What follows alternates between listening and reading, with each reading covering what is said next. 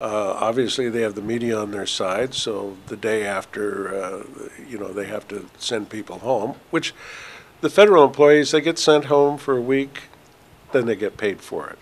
When the continuing resolution finally does pass, and the Congress and the President come to an agreement, all those people don't get hurt. They get paid anyway for doing nothing, which is kind of what they get paid for generally anyway. Well, the real question is that when they sent the the federal employees home for a week, did anybody notice?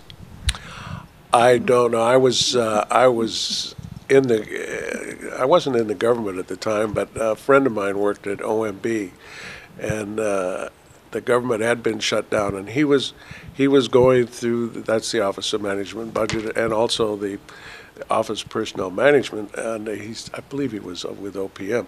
He said he'd spent the entire day going through the list looking for essential federal employees, and he hadn't found any. Well, there you go. I, for one, didn't notice when the government was shut down, but that's just me, maybe. Now it's time for a segment we call our Big Government Bozo, and you're going to like this one.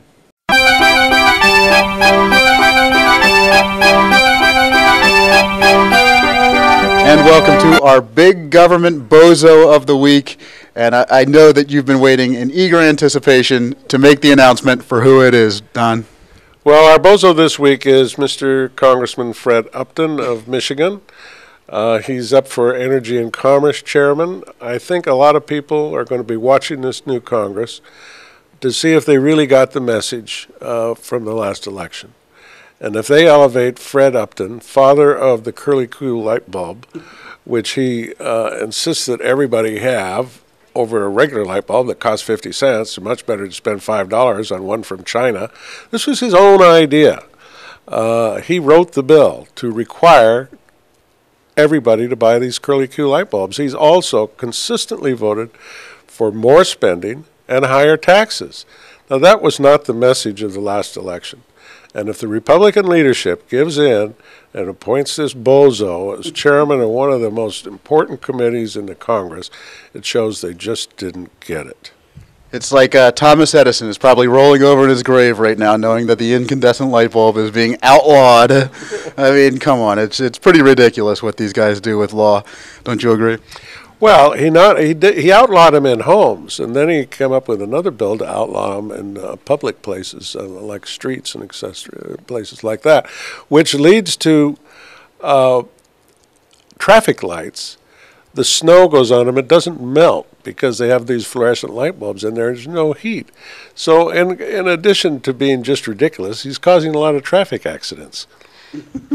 And there he is, Fred Upton, our big government bozo. Gotta love the hair in that picture. Okay, now we're going to go to a piece that we did on a circuit court nominee. 8 young women brutalized and killed. Michael Ross admitted to his crimes. Yet Senator Harry Reid still has not rejected the judge who intervened for the serial rapist and murderer. Ross bragged that he and other serial killers like to strangle their victims because it's not as quick. But federal judge Robert Chitigny said Ross never should have been convicted, or if convicted, should not have been sentenced to the death penalty because of sexual sadism, which he labeled a mitigating circumstance. It is important in a criminal case at sentencing for a judge to be conscious of the interests of all concerned. Federal Judge Chitigny defends the rapist and killer. Senator Reid remains silent on whether to promote the judge. Yet even the U.S. Supreme Court unanimously reversed Chitigny when Chitigny sided with the molesters and struck down Connecticut's sex offender registry. Tell Senator Reid to reject Chitigny's judicial promotion now. Chitigny will likely be up for Senate confirmation in this lame duck session. Contact your senator today to let them know what your opinion of his confirmation is. Okay, thank you very much for joining us, Don. It has been a pleasure, as always. For more on this and other topics, check out our webpage, getliberty.org.